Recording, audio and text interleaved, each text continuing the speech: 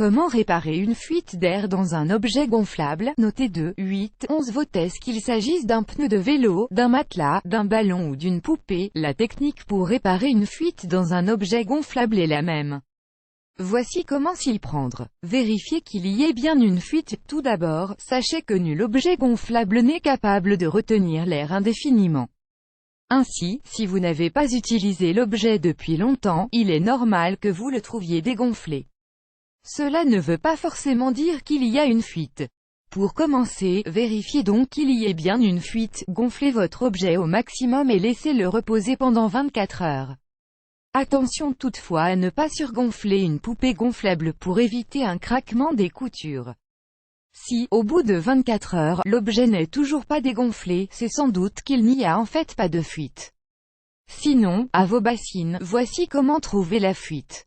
Trouvez la fuite quel que soit l'objet gonflable en question, il existe une solution très simple pour localiser une fuite.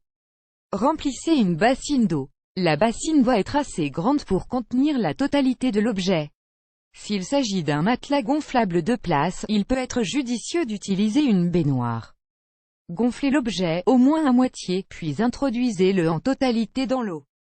Si votre objet est réellement percé, de petites bulles d'air devraient s'en échapper pour remonter à la surface. Attention, une fois la fuite repérée, prenez soin de ne pas la perdre de vue. Pour réparer votre objet gonflable, il vous faudra le dégonfler. Mais une fois sorti de l'eau et dégonflé, il vous sera presque impossible de retrouver la fuite.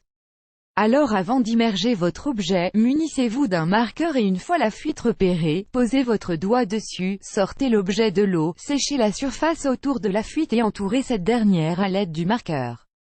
Réparez la fuite une fois votre fuite marquée, plusieurs possibilités s'offrent à vous.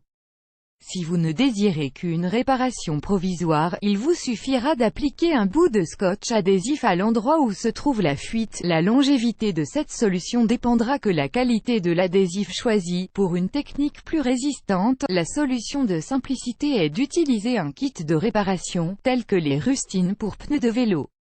Sinon, si vous disposez de plastique flexible autour de vous, vous pouvez improviser votre propre rustine. Dans les deux cas, il faudra que votre surface soit lisse. S'il s'agit d'un matelas gonflable recouvert de velours par exemple, il faudra légèrement enfoncer la surface pour que la rustine accroche correctement. Une fois la surface bien lisse, utilisez de la colle forte pour coller la rustine. Appuyez fortement pendant quelques secondes puis laissez sécher selon les recommandations inscrites sur l'emballage de la colle en question. Finalement, une fois la période de séchage terminée, plongez à nouveau votre objet dans l'eau pour vérifier que la fuite est bien réparée, aucune bulle ne doit s'échapper. Vous voilà maintenant pro en réparation de fuite.